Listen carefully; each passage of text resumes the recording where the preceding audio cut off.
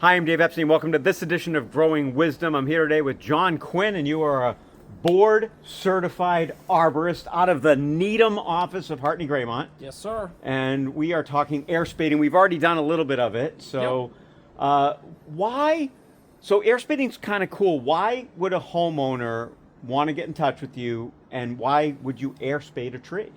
Okay, so I think like the overarching rule to everything we do in urban landscapes is how can I get a tree that evolved to grow in a forest or a field work in a backyard? Urban landscapes get compacted. There are root issues. There are all kinds of soil issues, and by using the air spade, I can get closer to that natural environment. I want to use an air spade because a shovel would probably work, but it would cause so much damage to the roots in the process that we would do as much harm as we did good. The compressed air coming out of this will safely blow the dirt away while minimizing damage to critical roots. This is a one-time intervention. Tree defects, such as excess soil and problematic roots, do not fix themselves. They only get worse with time. So we can see here how the soil is up around what you said, telephone poling. How far down do you think you're going to take this?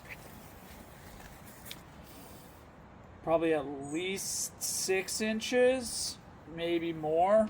Eventually you hit a point where if you go too deep, you kind of just make like a hole for new debris to collect in. But like ideally, right, like there's still no root flare here. So we want to find the first major root down below.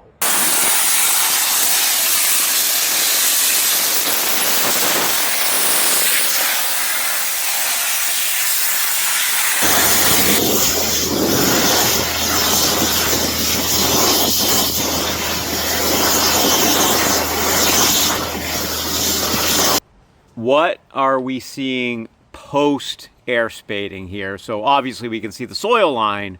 Tell us about, what, as an arborist, what are you noticing that's not good? What's okay?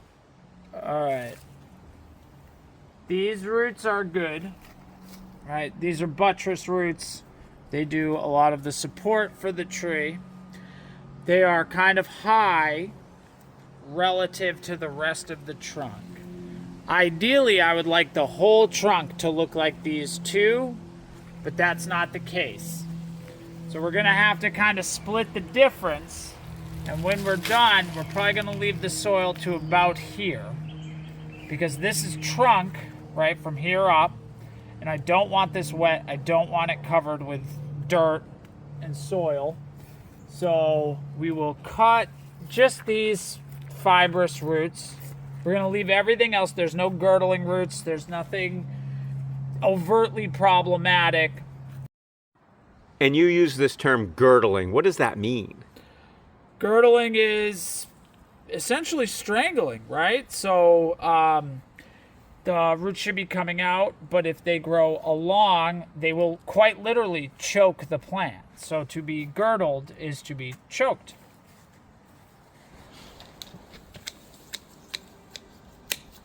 So how are you going to refill this hole with soil, and what are you going to do to the soil? Okay, so I actually think the soil's pretty good. I think there's a lot of compost, a lot of organic matter in here. So I'm not going to add any more compost. I know they mulch the tree regularly, so we'll be good on that front. But what I am concerned about is how easily this compacts and how wet it is. So I'm going to add biochar, which is essentially just carbon. And it is going to help prevent future compaction, help with the drainage a little bit, and it will be there forever. This will never break down. So it should help resist the problems we are seeing now for the future. Work. And folks might be looking at a tree this time of the year and thinking, I want to have a certified arborist come out and take a look at it. Maybe it's not air spading, maybe something else. How do they get a hold of you, and where are your offices? We would love to come out, take a look at your landscape and trees. You can find us online or give us a call. We are out of Needham, Boston North Shore, Mashpee, and Concord, Massachusetts. So Appreciate it, John. Thanks. absolutely. For Growing Wisdom, I'm Dave Epstein.